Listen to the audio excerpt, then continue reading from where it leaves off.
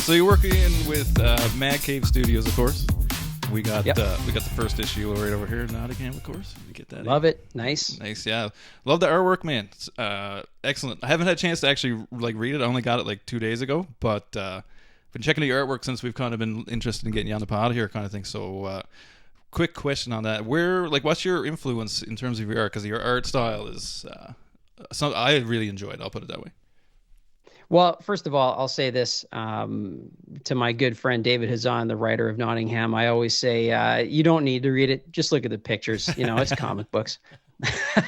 I think that's how everyone gets first, initiated with comic books. And that's what kind of draws your eye to it first, right? Is the pictures. So, well, and that, jokes aside, that's the beauty of comic books, right? I mean, you hope that it sort of draws you in visually, and then you get in and dig the story. So you're going to love it when you get into it, because David, he's a hell of a writer, and it's a trilogy now. So where the story starts and where it goes, it's crazy, very unexpected. So to answer your question, my art style is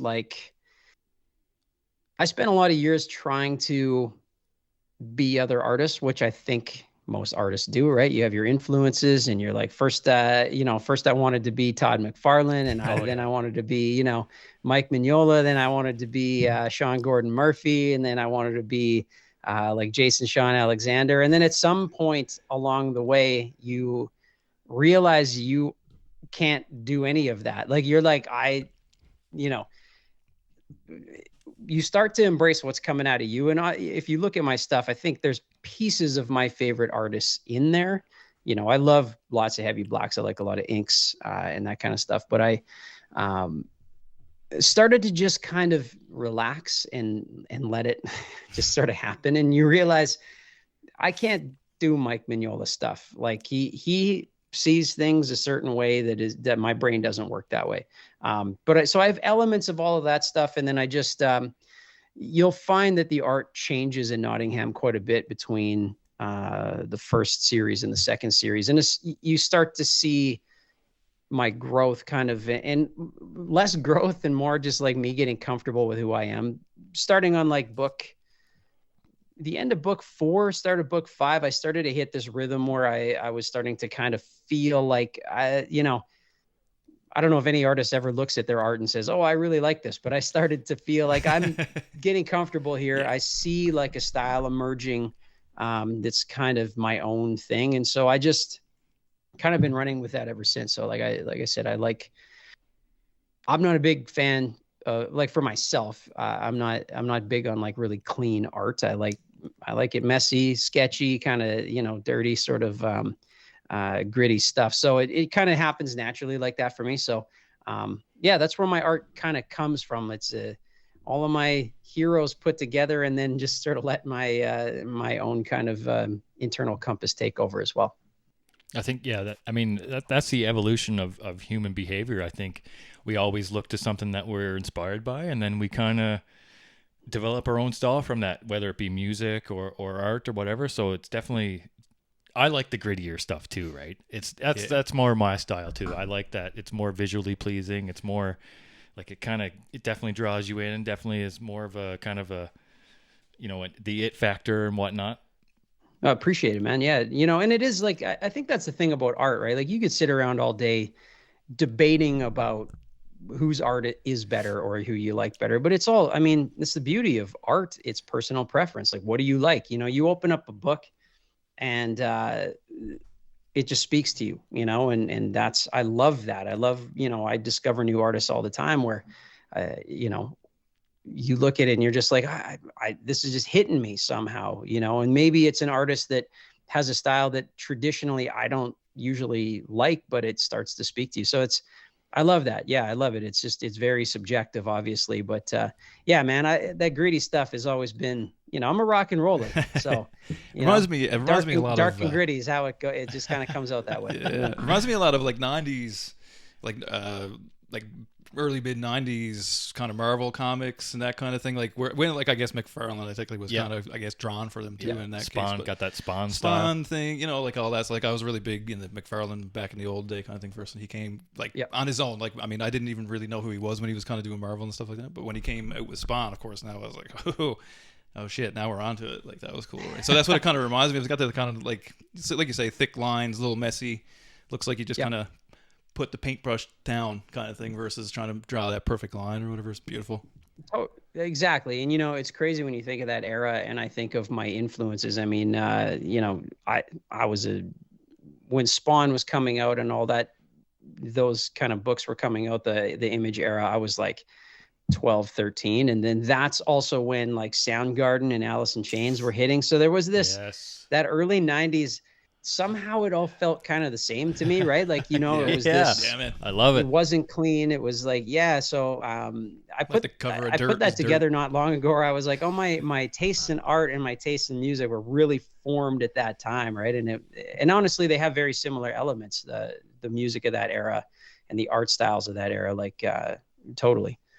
Yeah, I mean, I think we all kind of come from, I mean, like most people before us, I guess, technically, but we kind of come from that era of, you know, CDs, album art, you know, like all that stuff plays in, whether you like it or not. It flows into your artistic subconsciousness or whatever, right? Yeah, no, you can definitely see. I mean, like you say, like Alice in Chains, like especially like I mean with Lane in there, that era versus new era, like those album covers are like definitive. They're definitive. Like they're like a Zeppelin album or whatever. You know what I mean? It's like seeing Houses of Holy or whatever. You know what I mean? That kind of thing.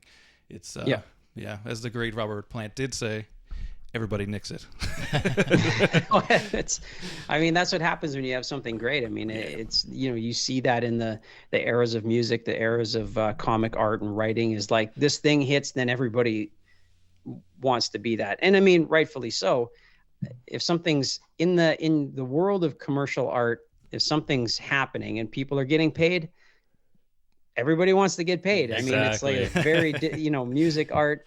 It's tough, so you can't blame people either to try, you know, they want to jump on and do something that's actually going to pay their bills. So I mean there's a reason there's a top 40 radio stations, you know, all that kind of stuff exists still.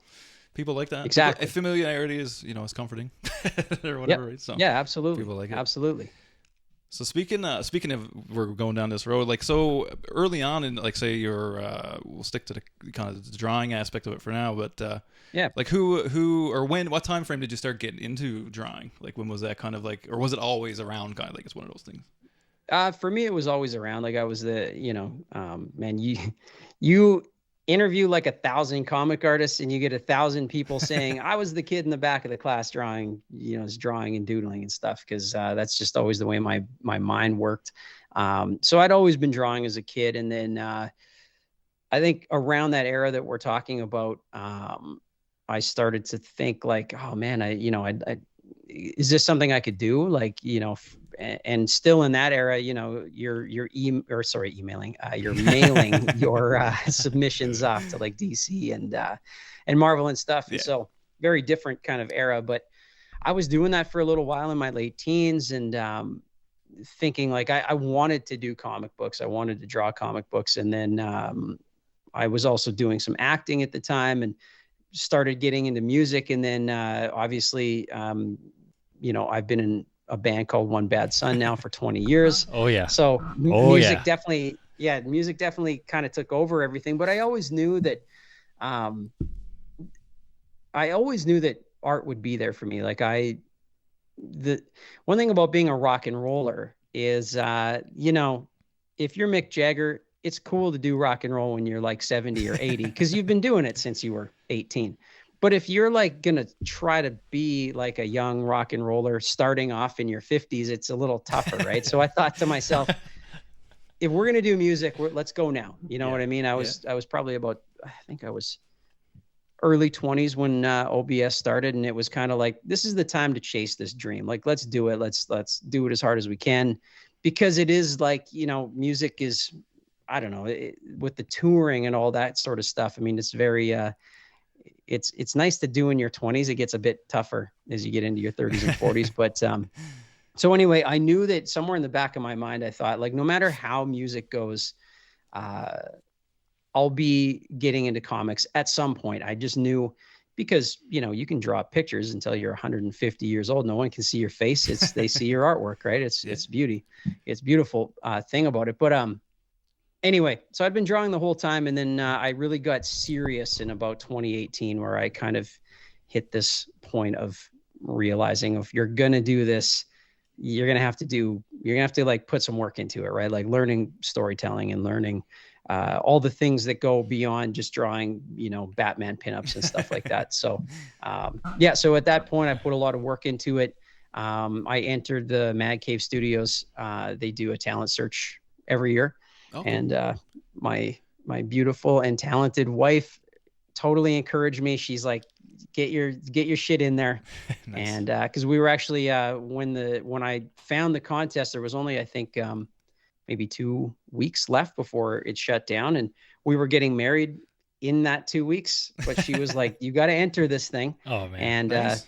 Yeah, it's the best. I mean, that's the kind of support that's you want in your life. Awesome. That's exactly it, man. You need sometimes you need that significant other to kind of push you in the direction sometimes. Yes, sir. Yes, sir. Absolutely. So anyway, long story short, I entered the contest. I won, and then that's how I landed Nottingham. So the path in was, I won't say it was easy, because I kind of I put my 20 years of music and art together. It's like, it's been a long road of learning the ropes with art. And honestly, music and my experiences in music have helped a lot with my comic career. Like, I take criticism easy. You know, I don't, people saying no to me means very little. You know, you just put your head down and you go. Like, yeah. I have been torn down many times in my music career, and it's like, you know, you want to shit on my art? That's fine. Go look at somebody else's art. I don't care. You know what I mean? It's built up that thick skin for me. So, yeah. No, yeah, there's something for everyone. But what I wanted to know is, like, how did you feel like you have had a hard time balancing both? And like, did you have to put, you know, the art on the back burner once you wanted to get OBS kind of, you know what I mean, get going? You know what I mean? Like, yeah, definitely. Like I said, I really put my graphic art on the back burner, and acting, honestly, because I love acting. I don't know that would ever be my main vocation, but I love it. But, you know, we were touring so much that there wasn't time to learn anything else, you know, and not making much money or anything either. So you're just, you know, it's paycheck to paycheck for the life of a Canadian rock and roller. But yeah, so art went on the back burner, and then obviously 2020 happened. And when I started drawing Nottingham was the end of 2019 into 2020. So the pandemic hit. So, I mean, sometimes things happen, you know, even a terrible time like that.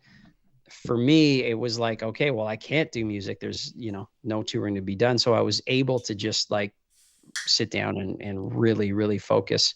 Dude, crack that thing loud. Put it in the mic. Come on now. You don't have to hide it. Irish crickets. Irish crickets up in here. Yeah, come on. Sorry, trying not to interrupt the story. No, it's all I don't want to be rude, man. But no, so no, it's all good. Hey, it's not the first time it's happened. You can't have all those rock and metal posters behind you and be worried about it. We indulge in a beverage or two around here. Hey, yes. Oh no, hey, it is, right? No, go to it. Anyway, I honed a lot of my skills during the pandemic, and it was a time to, you know, both really buckle down and hit my deadlines and all that. But I had lots of time to really work on my craft. So nice. Did you have any? You haven't done any formal like art training, I get drawing, train, whatever, have you? No, just the school of hard knocks, man. Nice, man. The best one. That's the best way. That's the only way to learn.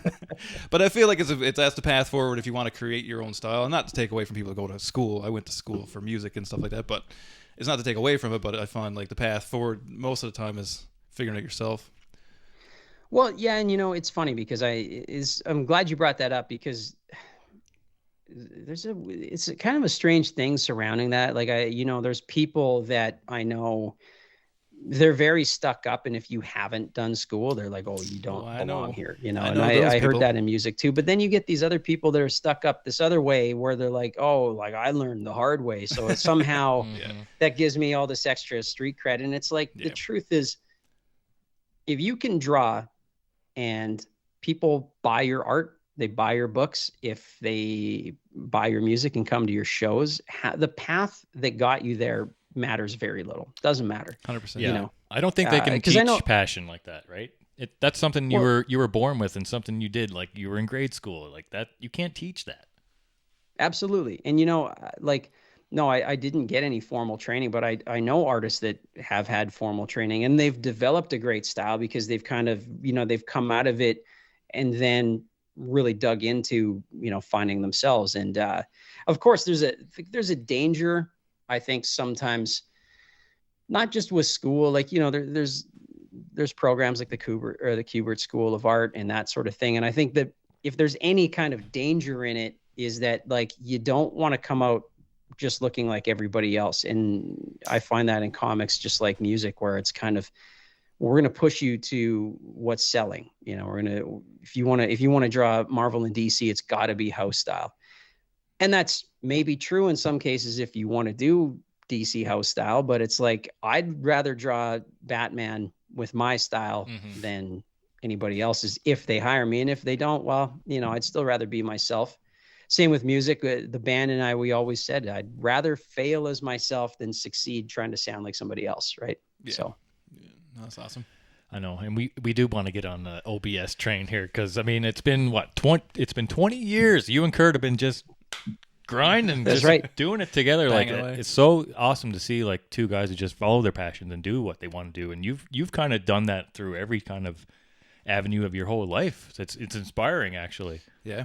Yeah. Well, yeah, I appreciate it. And, you know, it's funny because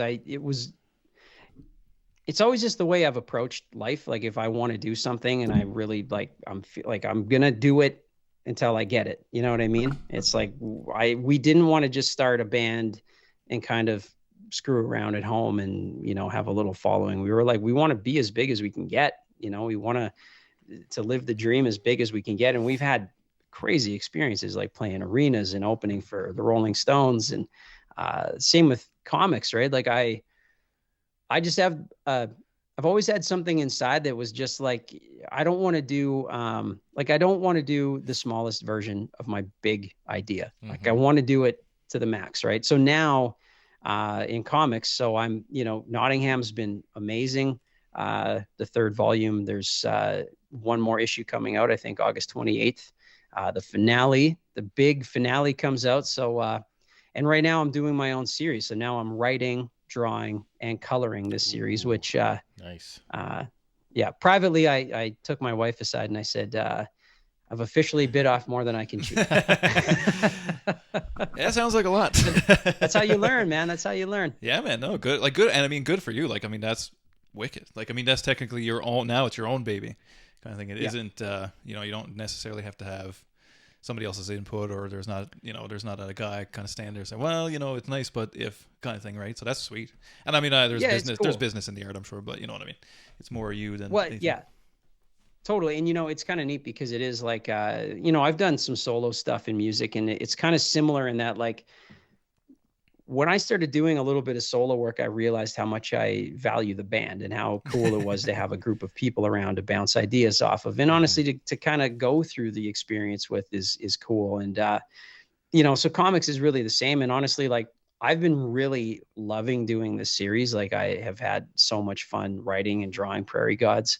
But of course, like, I'm going to go I want to draw, like, I'll draw more of David's stories. I'll draw anybody's story. So it's cool to do it all, right? Like, you can pop out, do your own thing, just your own independent voice. Like you said, it's nice to just see something in your head and put it on paper. Yeah. But it is also cool to draw somebody else's story, put your spin on somebody else's ideas. So it's been a real gift to get the opportunity Mad Cave has given me to do the series on my own and trust me with it. And I hope people dig it. And if they don't, I've been loving it, I'll tell you. Yeah, I mean, that's what it's all about. And some of it, you do have to love what you're doing. So, I mean, regardless of anybody's opinion, you still have to like it. Hell yeah. Yeah, man. No, and it's wicked. It's awesome. I love watching people do their own thing, their own way. It's cool. And I mean, like, even with the band, it seems like same idea. I mean, some tinkering and whatever, different labels and whatnot along the way and stuff, but it was, it was still your, it was all yours kind of thing. you guys kind of did it Yeah. your way, and yeah, it was cool. We've always followed our own compass, and we've always tried a lot of different things. And again, it's like you're in the world of commercial art, so you want people to buy your stuff. Oh, yeah. But that can get immediately dangerous because you can start to almost, it's like, the best way I can put it is like, you want to listen to people. You don't want to be selfish and not listen to people who have done really good things in your field. But on the other hand, if those voices get louder than yours, it can also get very dangerous because you can totally lose yourself. And it can absolutely kill your passion for the thing you're doing. Has that come into play with changing record labels? Like, I know, like, you were on 604 and now you're on Yep. Known Accomplice. Known now, Accomplice, yes. I was going to say it. Yep. Yeah. But how was that change for you? Like, was it easy kind of leaving there and kind of switching labels? Because I know that's a big thing for a lot of bands, Yeah, you know what, man? It was pretty smooth. Like, honestly, we did 3 records with 604, and they were really successful. And we had our issues with them, and I think they didn't exactly know what to do with us at times. We were the only rock band on the label, and we were continually successful, even though they didn't really know why. So that was a bit of a pain to continue to fight. But by the end of Made in the Name of Rock and Roll, it was just time, like, probably for them and for us. It was like there was no animosity. We parted ways, and it was kind of like, yeah, it's good for everybody. And honestly, Kurt and I, when Hicks left the band and it was just him and I, even before Tara and Cooley joined the band, we were like, do we need a label? Like, kind of, what do we want to do? Like, he's a full-time entertainment lawyer. I'm doing comics now full-time. So the band is definitely like, kind of, we're definitely not as busy as we used to be, and really can't be. Like, we used to tour 6 months out of the year. Yeah. Right. So, and we knew that going forward, we wouldn't be quite as active. And it was kind of like, well, we could do it ourselves, but Known Accomplice came around, and they've been awesome. And it's nice to have a bit of clout and a little bit of help to get out. And they've really helped us, especially on streaming and stuff. Like, our numbers have gone pretty crazy, since we joined them. And so, nice. Yeah, it's been awesome. It's been really smooth. And honestly, just like anything, like going back to doing my own books and drawing books for other people, it's the same sort of deal. It's nice to work with new people and get some new energy. And yeah, so no, it's been pretty smooth going over to Known Accomplice. That's awesome. I know, and you mentioned Tara McLeod, formerly of Kitty. And not even formally. No, I guess just, not even. They put out the new record. Oh yeah. My bad. Sorry, Tara, if you ever watch this.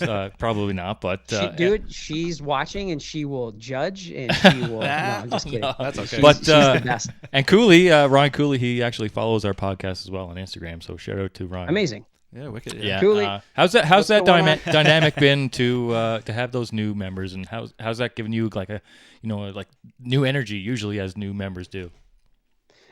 Exactly what you just said. The energy's been amazing. Like, they're both phenomenal people. Like, and I mean it. They're amazing human beings and just amazing artists. Tara and I have done a lot of writing together now since we met. So, like, for OBS and for other projects. So it's been a real gift to have them in the band and in our lives, and kind of cool too, because I regret no eras of OBS. Like, honestly, Granny was amazing.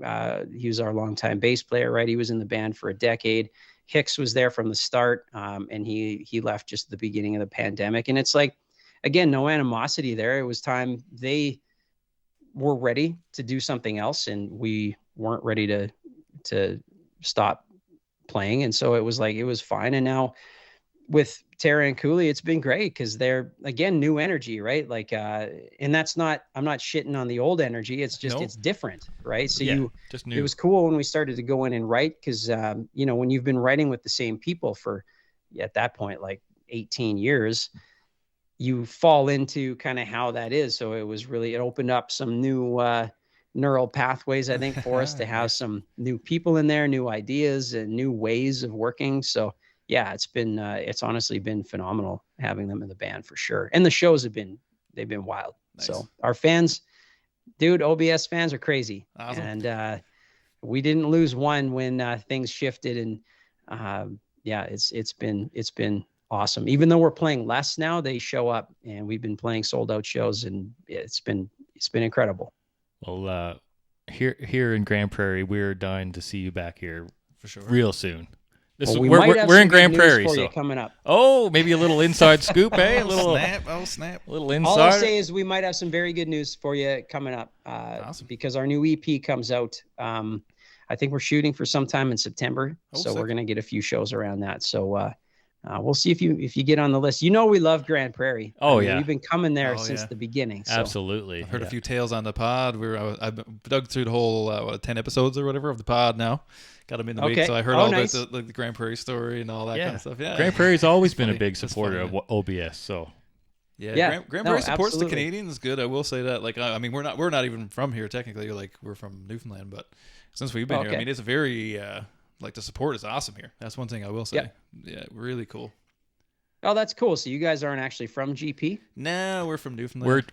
I've lived here for 20 years Yeah. now, so Oh, okay. I'm here for like 11 or whatever it is at this point. So, but I've lived all Awesome. over Canada. Well, not all over, but most of the East Coast, and then over here now. But Oh, sweet. we have our roots here now. yeah, we're definitely here now.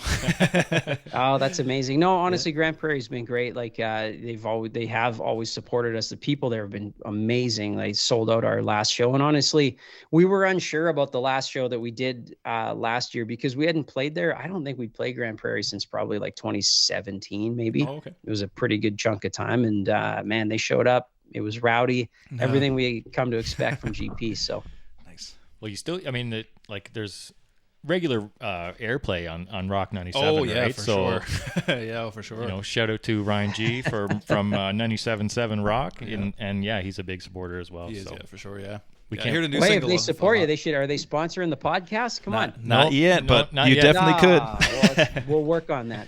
No, it's just our lonesome selves, man. We don't have anybody helping us at all. We just do this on our own. this is Oh, amazing. Yeah, so that's just- awesome. I mean, hey, that's if you love something, you got the passion for it. It's cool. Like, it's fun, man. And Super fun. honestly, I've done a lot of podcasts, and I got to say that you got probably like one of the coolest setups there. Nice. Hey, like nice, I the like it. room you got there is, yeah, it's awesome. Appreciate Cool. it. Yeah, Appreciate everything that. is it's a little bit of us. Every you know, from bands that we've seen and movies we love, and you know, comic books we love and stuff like that. A And few pictures of yeah, being everything. a kid and yeah, all kinds of stuff. It's, Just stuff we like. It's like That's cool. And we were, I mean, the comic book culture in Grand Prairie is actually pretty cool too. It is, yeah. I was surprised, you know, how good it actually was. So, yeah. So do you guys have a comic shop there? Yeah. Like maybe I have to hit, if we come back, maybe I got to hit it up. If you're back, I would check out Strange Ideas for sure. Okay. There's a record store right next door, or kind of right next door to it as well now. Manic Records is kind of just up the mini mall from them or whatever. But they're kind of like, I think, the hub, I believe, here. Like, not a supporter of local things, but if I get comics, I usually order them. Like, I ordered Well, yours I mean- from your website, or you know what I mean. Like, try to get it from Yep. as direct as I can. But Yep, yeah, no, Strange I get Ideas is an excellent spot, and like I said, then you got a little record store next door. So if you're in the vinyl, you can go check that out. Manic is over there. Love it. And he's got a really nice. It's a little tiny shop, probably like 3 lengths of this room, but it's packed with good vinyl. Very cool. Yeah, so that's the spot to hit up for comics here for sure. it's a good it's a Okay, really I'll- good pop take note. culture city, right? I mean, you've done the G pop here with I was going to Blaine say as well? G-pop. Yeah. I was there last year. So, Yeah. and that was really, really cool. I mean, it takes a lot to put those things together, and it was a good time. Yeah. So yeah, like we partook in that one this year, like the newest one that came out. So we'll be doing it again in October. So Yeah, we did. Awesome. We actually did a little bit of a live podcast there with Yeah. some people who were there, which was local really artists cool. and So stuff, yeah. Couple like a local comic book guy, right? So Mr. Mike Molman. Shout out Oh, to him. sweet. Yeah, so we Awesome. Yeah, we do a little bit of everything. Yeah, so it was cool. Yeah, and I mean, like, it seems like we just did Grand Con too, which is the bigger kind of con here or whatever. But that was busy. Like that was real busy. Oh, was it really? Yeah, there was Okay. a lot of people show up to that, and then we do, and I guess it'll be the 4th G-pop in October is coming. So like that'll be bigger again or whatever. You know what I mean? It'll be a little bigger Yep. or a little better kind of thing than the last one. And yeah, it's pretty healthy, man. Like I will say that. Like I came from St. John's before here, and like it's a pretty at the time, I don't know what it's like now, but 10 years ago it was a really big deal there. There was a Yep. lot of shops and stuff, so it's nice to see it go. Like I love comics and all that nerdy stuff. Dude, what's not to love? What's not to love? You Oh know? yeah, man! Like video games and comic books and movies. Like what are we talking This is about? our nerdy little '90s little tribute here. Yeah, pretty much. Yeah. I love it. I got love it. speaking of '90s nerdy. I asked you about This Aggression Will Not Stand, man. Oh, Are you yeah, a big fan of Big Lebowski or? Love Big Lebowski. Hey. Come on. Nice. Love the dude. Ah, Yeah. nice. I love it. So you must have been watching that a whole lot back in the old house together, right? Oh yeah, we all four of us, like we love that we love that movie, and I like it's one of Kurt's favorite ones. So with that our very first, man, that's going all the way back. I think that record came out in like 2005. So it's like, yeah, we were watching a lot of Big Lebowski, and we just thought, yeah, that works for an album title, sure. It's so funny. I love it. I love it. Yeah. I was gonna ask you too. So, listen to the pod and stuff like that. Like you guys seem to spend a lot of time on like song craft. Yeah. So what in your mind? And I mean, it doesn't have to be like. What is your artistic vision of like a hit rock song? Like what are like the few elements or whatever that go into what you feel like makes a hit rock song? That's a great question. I'm I've never curious. been I'm asked that curious, man. before. You guys Go, spend a lot of baby. time talking about it. I was curious about this. Well, you know what? First of all, thanks for listening to the One Bad Son One podcast. Bad Pod, Appreciate baby. that. Put it out there, yeah. Listen, folks. It's- Listen to One Bad Pod. Yeah, it's awesome. Follow Uh, on Spotify, baby. Love it. Thank you so much for the plug. It's been cool going back over 20 years with KD, and like as we talk, you're like, holy shit, I forgot about these things you just forget about. Yeah, man. But no, that's a great question. So I think we said this on the podcast. One of our producers, the producer who did the Red album with Retribution Blues and Scarecrows, Danny Craig he said, I can't predict, or he said, like I can't predict hits, but I can. No, sorry, I'm fucking this line up. I can't pick hits. I can pick singles. In other words, you know what goes in, like when you hear a song and you're like, oh, that's a single. Yeah, Like, for sure. Yeah. in order for it to become a hit, I mean, that's so much of that is just, I don't know. So, you know, some songs just have some magic in them as far as becoming like a hit, right? And because, you know, You can almost sense it coming as you're doing it. Like it's not even you driving the vehicle anymore. Almost, it's kind of an interesting thing. exactly. And, you know, so to answer your question directly, I think like there's like real world stuff. Like there's the world we live in stuff, which is like, you need a good hook, you know, you need it to be catchy. You need it to like stick in your ear. That doesn't necessarily mean that it has to follow the exact formula all the time. And I think Kurt and I talk about that on the podcast, that a lot of music can be very formulaic, right? It's like, whatever, you know, this song was a hit, so let's just use the exact formula and make it. And that can work for some people, but like, so yeah, you need hooks, you need good melodies. Honestly, if you have a really good melody with some good hooks and a killer beat, I mean, you know, you don't even need a great riff, you know, like the melody, people really feel drums, and they really, and I'm not shitting on guitar players. I mean, obviously, come on, it's like rock and roll. They definitely Every one of they're our supposed songs to be is in there. based on a killer riff. But when I say melody, I know what actually, I know I'll what you're saying. clarify, is it's not just vocal melody, right? Like if you listen to a Slash solo, holy shit, you can sing those solos, right? Like hooky melodies. So, you know, if your music is melodic, if you've got a great vocal melody and hook and a killer beat, I mean, people get into that, right? And then so the other part of it that is less easy to quantify, honestly, I think that if you're doing what you do, and this goes for comic books as well, like if you're doing what you do with like actual passion, like you give a shit, you're really putting yourself into it. Like I really believe that people feel that, you know. I think that especially now with as much social media as we've been exposed to over the last decade, people smell bullshit. They know when something is just, you know, I mean, that's why, like, honestly, with everything going on with AI right now, it's Oh yeah, I was going to ask you about that as well.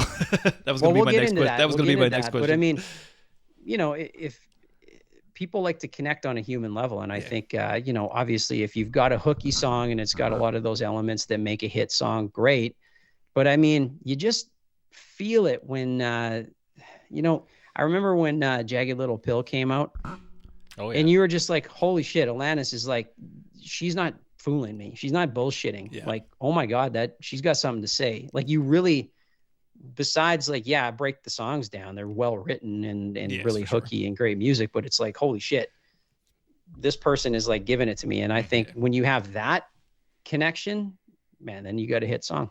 Nice. I like it.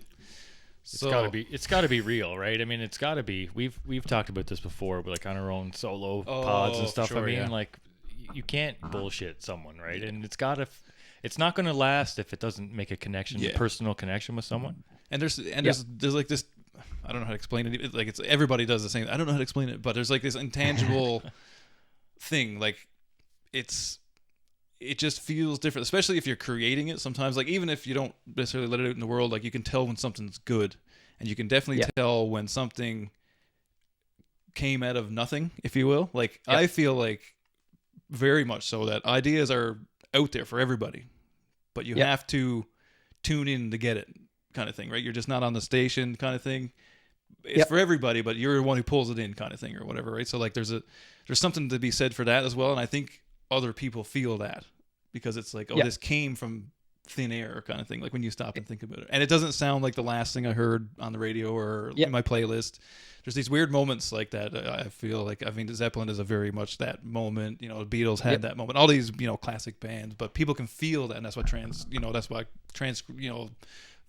the ages, kind of thing. It goes on and on and on, kind of thing, right? That's why we're still hearing your guys' songs 20 years later on the radio daily, right? It's there's something about it that just, you know, breaks through, right? Yeah, absolutely. And, you know, if you're fortunate enough to write something or draw something that connects with people and they love it, I mean, that's really, like, you got to create for yourself. Like, you really do. You cannot, we in the band fully admit that there was a time where we were getting stuck on like, what should we write? Like what would radio want? Right. And we always, when we finally figured our shit out, would always come back to like, well, fuck it. What do we like? What do we want to hear? Like, what do we want to, you know, cause if it's not lighting you up, it's not going to light up anybody. And to be honest, at some point you're the artist. So you've got to create it for yourself. And if no one digs it, well, write another song, you know? Just do it again, man. And it's up to other, as much as it sounds horrible, it's almost up to everybody else to come get it, kind of thing. Like that's how I kind of feel about it in a way. Like even with this podcast, I mean, it's not, you know, artistic in that way, but it is in a certain way. Like even that, it's kind of like, well, we do what we like, we'll put it out. If people watch it and listen, excellent. If they don't, it's real fun to do it though. Yeah, exactly. And you know, you got to take your criticism, and you got to listen to. You got to listen. I don't listen to bullshit. I think you know, there are people who. Oh, did I freeze up? You got a little freeze there. Little glitch. Oh, okay. There we go. We're back. We're back. We're good. There are people who they're trolls, right? They hop on. You know, I've known a lot of people come from failed bands and failed careers, and they didn't have the spine to stick it out, and so they will just shit on whoever's doing well. And I don't listen to those people because they mean nothing to me. But you know what?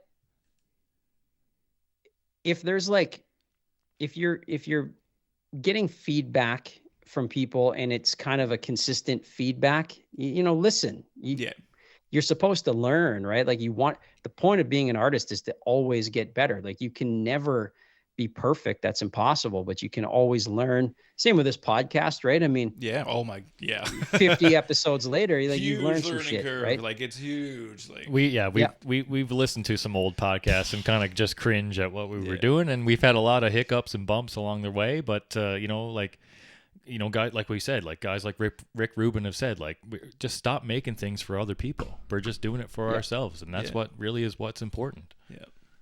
Yeah, absolutely. And, you know, you do it with, if you're doing it right, you're doing it for yourself. And you're also like, you're still open and listening to like, it's okay to be tuned into what's popular and to kind of like, you know, it is commercial art. Like you cannot eat your own ambition. But you know, so there's a bit of a both and, but you got to make sure you're not being extreme either way. You don't want to, be so stuck up that you do not listen to anybody. Like I made this point earlier that, you can tank your career by being an asshole and just not listening to anybody. Yeah, for sure. On the other hand, you can tank your career by listening to everybody and never listening to yourself. So, there's a middle ground. And honestly, don't feel bad about your early podcast. Because when I look at that Nottingham book, I mean, I'm stoked about how well that series did. I mean, it started my comics career, but I have a hard time looking at those first pages. I was like, dude, I was trying to figure my stuff out. I mean, that cover is still like, it's become kind of iconic in indie comics. A Robin Hood story with a bleeding mask ended up being a pretty good idea on my part. So I'm pretty happy with that one. I like that's like, as soon as I seen it, I was like, well, I'm ordering this. I have to get this. Like, just based on the art, I'm just gonna get it. But then, of course, I read the synopsis, and I was like, I'm actually gonna read it and order the entire collection, I imagine. Yeah, and that's a part of the artist thing too, where like you look at something and you're like, oh, are you never really finished of what you always want to keep improving, right? You always want to. You wish you could do that better. You wish you could do that now and redo it now. But hey, but when I look at it, it's like, this is fucking sick, dude. Yeah. Oh, you're way harder on yourself, and honestly, for sure. Yeah, and it's cool to it's cool to see where you've come from, and also like there's always going to be joy in like listening to old songs and hearing the improvement and stuff like that. Sometimes it makes you cringe, but then also sometimes it makes you proud that you stuck it out and got better. Yeah. Oh, for sure. Yeah. So like, what is it like? So now, like 20 years later, like, what's it like going back to, like, especially the hits kind of thing, like the stuff you've played at the time a lot, and now of course you still have, you still have to play the songs, you got to play the hits kind of thing. But like, how does that feel now, like 20 years later? Like, I know some people are really, proud of that history or those tunes, and then some other people are like, yeah, I do them because everybody likes them, but Well, I'll tell you what, man, it feels amazing because nice. We played so many shit shows, we played shows to nobody. We played songs people didn't give a shit about so much in our career that when we started to hit and when we started to take off, it's like, I will never complain about playing Retribution Blues. Like, nice. I'll tell you what, fucking A. When the first notes of that song hit and everybody freaks out in the crowd, you're like, how would I not enjoy that? I understand that some artists get like, if you see yourself as a one-hit wonder, or that's kind of how your career went, I could understand that it's aggravating that people only want to hear that one song, right? But it's kind of like, man, that's the tough part about commercial art. Like exactly. It's a bitter pill, but it's also like, you're getting paid to sing still. You're getting paid to play guitar. So trying to keep perspective on that is also, get your head straight. It's like, like Jack White has said that. He's like, I want to play all my crazy like B-side stuff, but like, people came for the hits, and I'm not going to not play them for the people that have bought my stuff forever. Yeah, it's kind of a slap in the face to your fans to shit on them and tell them that they shouldn't like the songs they like, Just listen to the new album. Well, it's that perspective too. Like, it's that perspective that everyone kind of, some people don't have. Like, I think Kurt Cobain kind of lost that perspective. He didn't want to play Smells Like Teen Spirit anymore. But that's what made the crowd roar as well. And you gotta take that energy in. That's what keeps you moving. That's what keeps you. Oh, for sure. That's what I would think anyway. Like, I've never played in front of thousands of fans before, but I imagine that's what I would always come back to, hear that crowd just scream back at you. You know what I mean? Yeah, the reaction. Like, I mean, I've played in small bands. I've never, same idea, like a couple hundred people kind of thing. Even that, from your perspective on stage, that looks nuts sometimes. Like, 200 people in a small room is amazing. Like, it's the greatest. Dude, right? You put 50 people in a room, and they're all there listening to your stuff. Yeah, it's like, awesome. It's like, come on, it's great. And honestly, like, everybody has their own, everybody has their own shit going on inside. And you're right. Like, some people I know, just, they complain all the time. It's like, I don't know. I can't complain about being an artist. It's the best thing in the world. I think people like Cobain and some people, I think, weren't ready for what it would be like when they got that big. And I think that, there's a lot that goes into just being disillusioned by the whole thing. Because honestly, again, commercial art's tough. Like, a lot of it can be, you can get disillusioned with a lot of it because it, you know, the business end of it. I mean, fans can be, honestly, I can't say that it's not aggravating that they don't want to hear your new shit, because you're like, well, give it a try. You know, I mean, it's, yeah. want to keep writing. I can understand that people get angry if, what's the classic Simpsons line when Homer is, he says, play taking care of business. And then when they start, he just screams, get to the working overtime part. Yeah, like, exactly. And that's do what and I that want. is, You know, it's like, yeah, I don't ever want to feel funny like put upon, like like I'm not your monkey dancing up here. Like we're in this together. Right. Anyway, but I digress. But yeah, that's what I do find that part funny. Like, cause I guess I kind of feel like a middleman, cause like I've played in bands and I've done sound and I've been the audience member and I've been the fan. So it's kind of like trying to have this regard for the whole situation. It's like, well, and I'm a fan too. Generally, if I'm going to come see you, I'm a fan. So like, I do want to. I'm a person who's like opposite. I want to hear you play the weird stuff.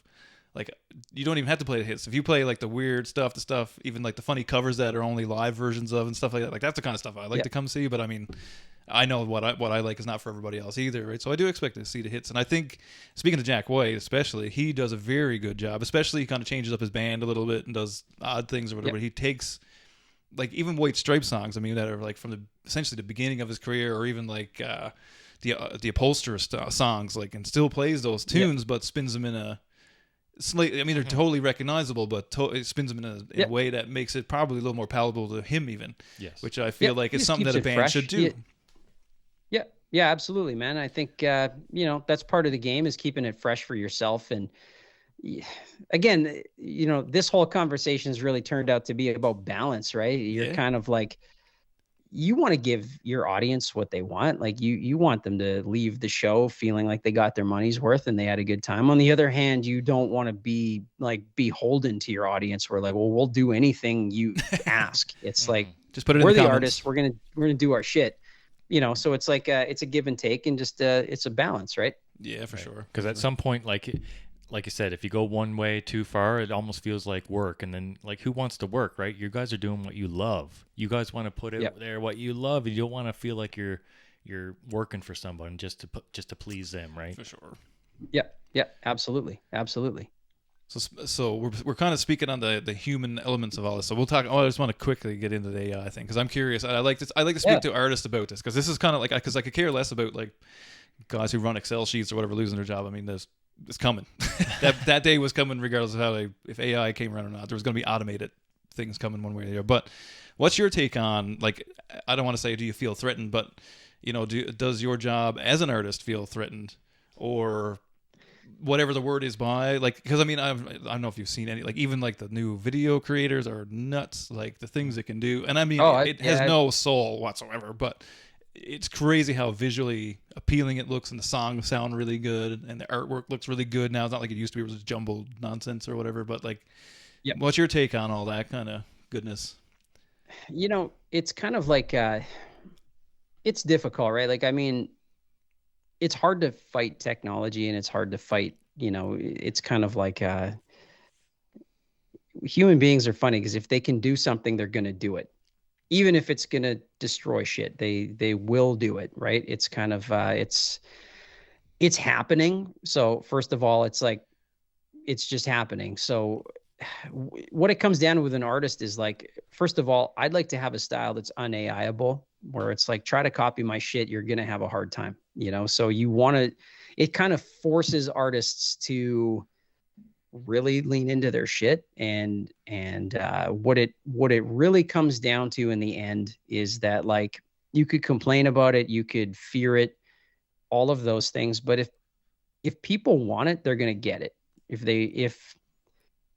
If you're fine getting your art from a computer, you know, if you're fine, like a computer just shitting out pretty pictures with no substance, like, and I, you know, I don't want to sound bitter, but it's like, if that goes and people are fine with it, there's not a whole ton I can do, right? Except for try to stay relevant, try to stay, like, not even ahead of it, but I'm like, look, I have to treat AI in a way like I treat other artists, where it's like, except for I have zero respect for it, and I have tons of respect for other artists. But I treat it in this way where it's like, I can't worry about it. I got to do my thing. I have to put my shit out and try to be appealing to people. I want to put something out there that people connect with. And personally, it's been cool to see because a lot of fans have not put up with it, right? Like DC just fired an artist for AI covers, and Oh wow. and that is because people demanded it. And to be honest with you, I mean, companies don't give a shit. Like if a company knew they could pay 25 cents to make a comic They definitely and people would buy it, they would do it. They'd Oh, be for like, sure. great, we'll fire all the artists and all the writers and all of our editors, and if we can make money, we'll make money. Like that's Yeah. how corporations work. But what they found was that people, the readers, didn't want that. They were pissed about it because they're like, there's a connection with art and music and comics right now specifically, because that's a lot of art is like under threat. People, I think, they like the connection, knowing that like somebody wrote that story, somebody sat down and drew that thing, and because a human's doing it, it's far more unpredictable, right? Like you're already used to kind of what AI looks like. It has a look, Oh, you yeah. know, Yeah. and it's sort of like people, I don't know. We're gonna find out because we're in the middle of it right now. This is a bit of a rambling answer, but No, go ahead. Go Ramble ahead, all you yeah. want. We love it. We love but it. it's a thing. Well, it's a thing that it's like humans, again, they like connection. Like our we connect on like an energetic level with each other. And if you take away the human element, especially from art, I don't know, that just feels like humanity's losing some soul, right? Because it's kind of like, you know, AI would never make a Picasso if Picasso didn't exist. Because Yeah, AI wouldn't think exactly. like, I'm gonna do some abstract shit and challenge people's perspective on what good art is, right? Like Yeah. AI is gonna do what you think it wants you to do, which is like, sadly, and I hate to say this is like the music industry's done that. Comics have done that. They've forced artists to do house style to the point where you can't tell one from the other, and they've demanded that. So they were already building AI into their books in a way Yeah. where they wanted it all to be cookie cutter, right? And so now you're finding out how dangerous that is, because that's the easiest stuff for AI to replicate. So I prefer that humans make art. I would love to, I want to hear what song Jack White writes next. I don't want to hear what a Jack White AI program writes in the style of Jack White. Not interested, but even for me, it's tough if like, what if I liked that AI song? Like, what if I liked it? Would I not listen to it? And I mean, that's the real thing, right? So we're kind of going to find out about it, but I think right now they are finding backlash in the fact that people also like, art's an interesting one, because I'm with you. Like, I don't want to see anybody lose their jobs. I don't, I mean, shit, like I don't want to see anybody struggle and lose their job due to AI and stuff. But I mean, especially when it comes to art, you're like, there's this extra element, and I'm not just saying this because I'm an artist, but it's like, that is like a human, it's something that connects humans, is like when we make art and then a fan connects with that, you're getting like, you're honestly getting some connection, like on a molecular level between human beings. And like, man, you stand in an arena surrounded by thousands of people that are feeling that same vibe. Same with when a comic book hits, it's crazy. Like, knowing like millions of people have read a book, and every one of them have like had like a transcendent experience. Like, it's such a human experience, and it seems odd to take out the main part of that, which is like a human creating from, like you said, like wherever those ideas are coming in from. So yeah, it's interesting. I sometimes, I mean, I'll be dead in 50 years, so it'd be nice to come back in 1,000 and see how we're doing.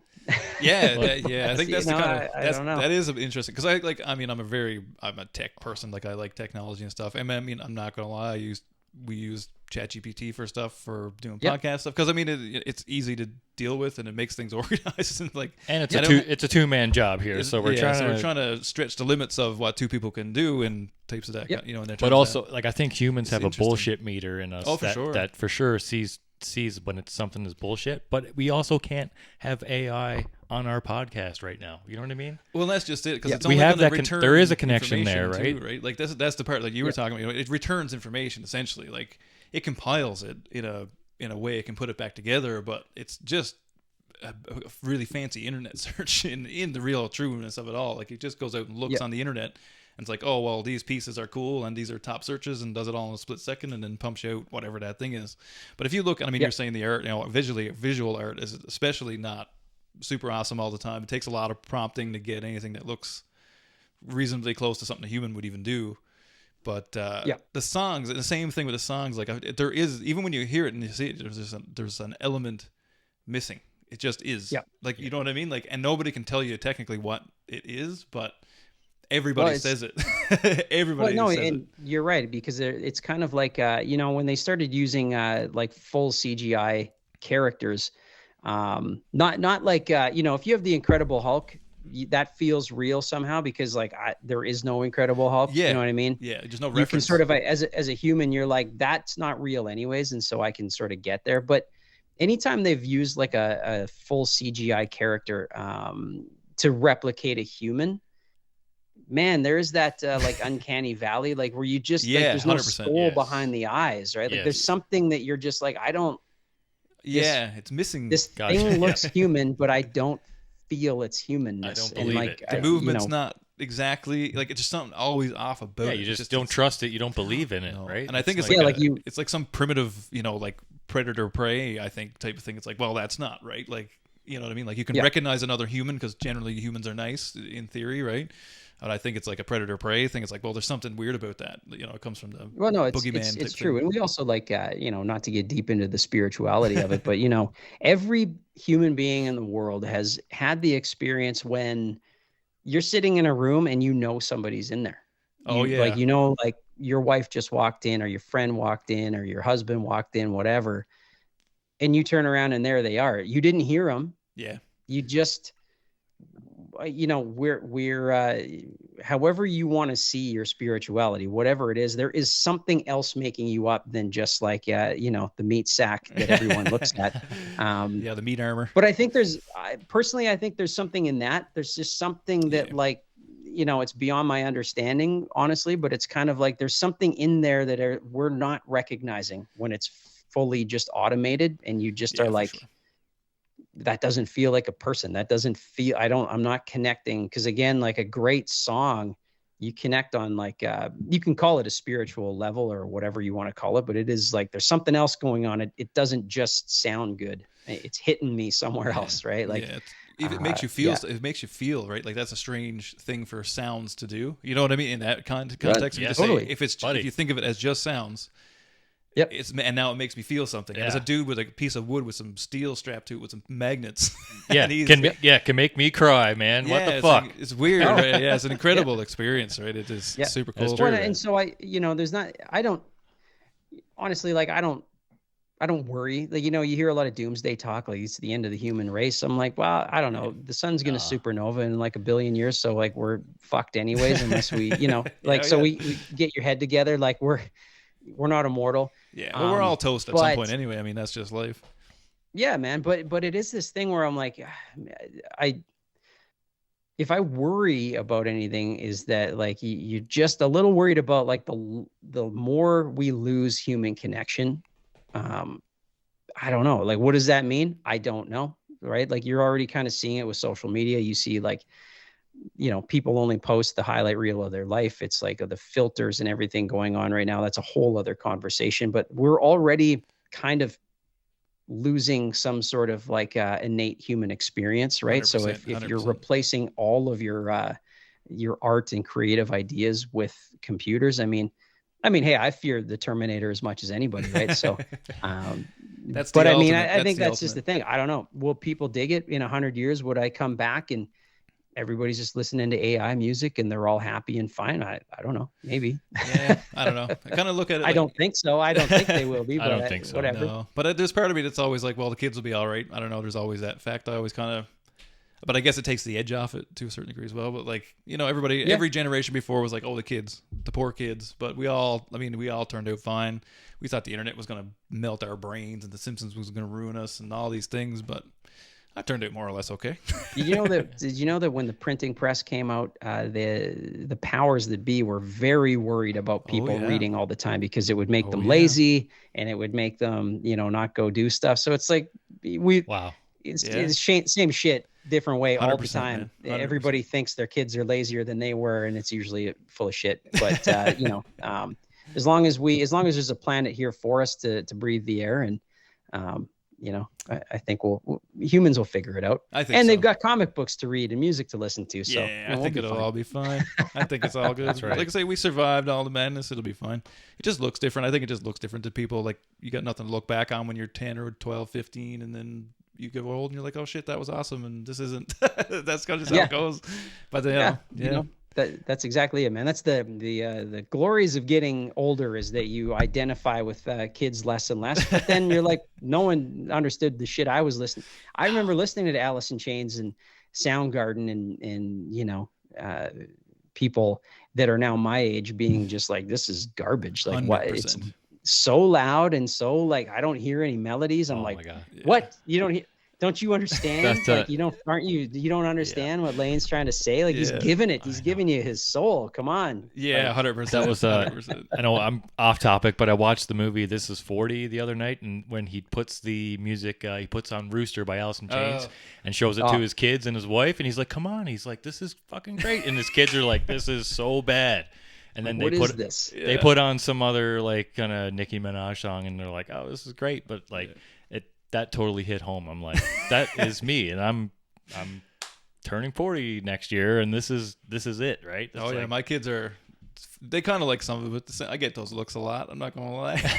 I get those. Yeah, but you know what? Hey, I wasn't a big Beatles fan when I was a kid. Now I love the Beatles. So sometimes it just takes, they get a bit older and a bit of an appreciation for good shit, and they'll be fine. Oh yeah, everybody wisens up sometime, right? Yeah. No, I used to claim to not be a Beatles fan either. I still sometimes don't, but they got lots of good stuff. Dude, once you get it and you understand the time period, you're like, man, these guys. I like what they brought. They were something special. Yeah, I liked listening to like all the engineers' story more so than the Beatles almost. Like I like because the fact that they were inventing their way through, like inventing multi-track recording, and they had like two producers that followed them. Like I was more like almost like, holy shit, these guys are actually the Beatles. Like the Beatles wrote the songs, but if it wasn't for these guys, they would have never been able to do this. Like, you know what I mean? That was kind of where I went with it. But hey man, it's a team effort. Right? Oh, 100%. Going back to comics and everything else, like it doesn't happen without the team. You're not doing that on your own. So that's for sure. Well, my friend, I believe this has been a good chat. Hey man, appreciate it. I appreciate it so much. You've been a fucking hell of a guest. Yeah, it's awesome. That was awesome. Well, yeah, you get me going on art and music. Like I just, you could go have a nap. I'd still be talking when you came back. But, we could sit here all night, but we'll let everybody get their time in. where can everyone get in contact with you? Where can people find you? Tell us what you got going on. Easiest ways to find me. Instagram is a big one for me. So I have Art of SCV as my art page. You can also follow Shane Connery Volk. You can get there from either. So, but the art page is like full art. It's like, it's just tons and tons of art stuff on there.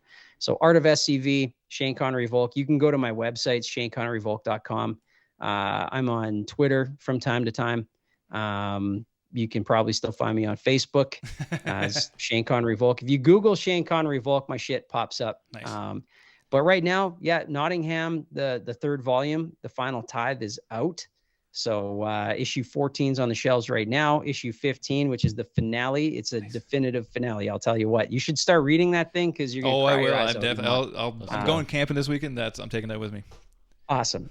So right now you've got Nottingham Volume 1, Volume 2 of King's Ransom you can get, and then now, like I said, The Final Tithe is coming out in comic shops. Nice. I'm currently working on Prairie Gods, the first book, Race the Devil. It's a 5-issue series that I've written, drawn, colored. It's each issue is self-contained, so it's you pick up Race the Devil, 24 pages and it's over. So you pick it up. It's not like a long kind of arc. It's just single stories, all set in the fictional town of Broadacres. It's kind of a supernatural. Some of the stories are supernatural. There's ghosts. The devil obviously is in Race the Devil. Freddie Davis literally races the devil. Nice. But so I'm working on that right now, and Race the Devil comes out September 4th. Nice. So hit up your local comic shop, and like I said, Google me. My stuff pops up. Nice. Hell yeah. Check him out. Go see him when he's in your town. Yeah, One Bad Son. Check him out. If he comes Absolutely. out for a solo show, go. check him out there as well. Thank you again, my Absolutely. friend. Can't wait to see you back in Grand Prairie, my friend. Yes, Friend sir. of the pod, Awesome. Shane Connery Volk, folks. There you go. Thanks, fellas. Thanks, my friend. Thank you so much.